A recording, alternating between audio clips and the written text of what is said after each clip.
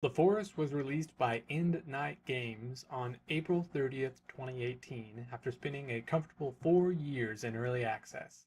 End Night is a small independent studio with its only other release being an iOS game aptly titled End Night HD. The iOS game is a single-player, open-world zombie survival game, and to the best of my research was released in 2012. It looks like that game is targeted at the iPad too, so I wasn't able to get much more info on it. It's also not listed on their site. Watching some of the gameplay that I could find told me that The Forest is exactly the kind of game that End Night had always intended to make. In The Forest, you are the lone survivor, unless you're playing with friends, of a plane that has crashed on an unknown island. This island is inhabited by mostly angry indigenous people. You are tasked with surviving the elements, keeping yourself fed and hydrated, crafting items and weapons, building campsites and bases. Most importantly, though, you are tasked with finding your son, Timmy, who you were seated next to on the plane before its mysterious crash landing. The environment in the forest is at times awe-inspiring, and sometimes it is just frustrating. The forest, for me, was a tug-of-war of being truly impressed with the level of detail and depth of the world that you roam, and just not really wanting to roam it at all. You start out on top of a large hill area, and you get this nice vista that shows off the forest's best attributes, which are the graphics and the immersion.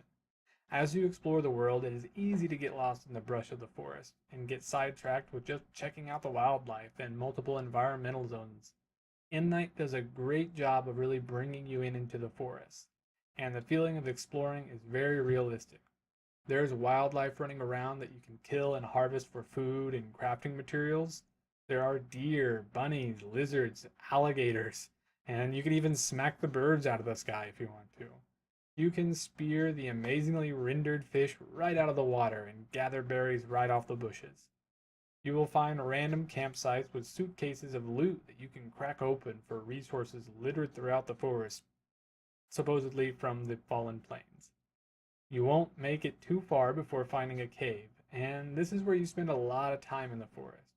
You start most caves by rappelling down a long rope with only your lighter to show you your surroundings. The caves are dark, and I mean dark. You can't see the wall you are running into most of the time.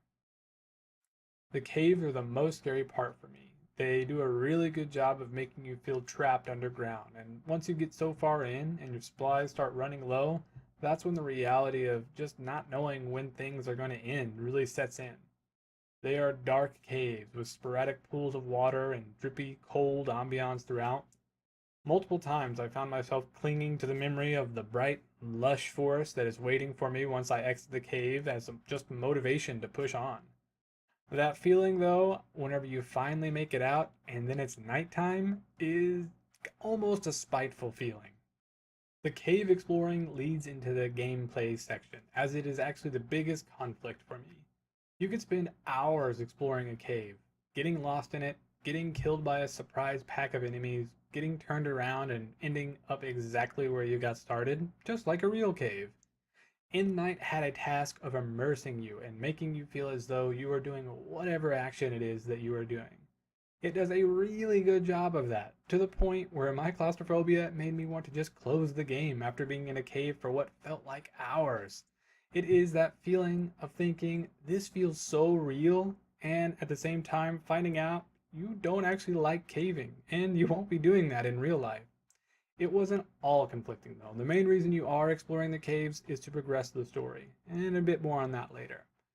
When I wasn't begging for the sweet release of death in a cave, my group and I were topside, building a home base.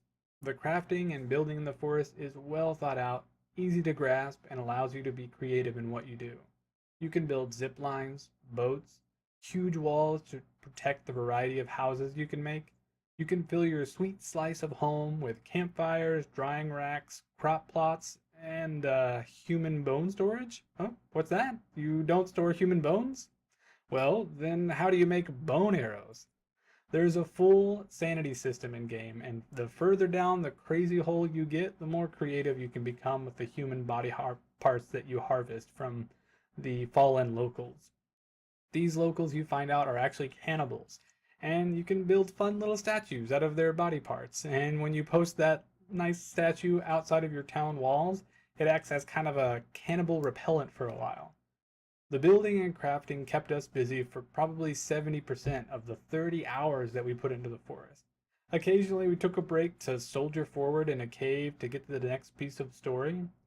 The story, though, is probably the weakest area of the forest, which was unfortunate because it was the biggest draw for me. An open world game with an actual story? One day. The story of the forest borders on make your own story. You get a little tiny piece of a story written on little notes or random pictures that you find in the caves and around the island. You are fed little tiny bits of the story and left to kind of fill in the gaps by yourself. There are really only 2 to 3 real cutscenes in the whole game, and they're at the beginning and at the end. There were multiple small little things you could do, such as offerings and finding these mixtapes that I thought were maybe going to lead to something that just never really went anywhere. This leads me to the final verdict for the forest, which is a 3 out of 5 stabs. And if I could give it like half of a stab, like kind of a 3 stabs and a slice, I definitely would give it that because it deserves it. But it really loses most of its stabbings due to the way it delivered or really didn't deliver the story. The graphics are amazing, and they recently pushed a new update that added some items, enemies, and graphic improvements. It's definitely worth a playthrough with some friends, but it's important to go into it without the expectation of a fleshed out story, because I can speak from experience that that's a little bit of a letdown. Definitely check out The Forest.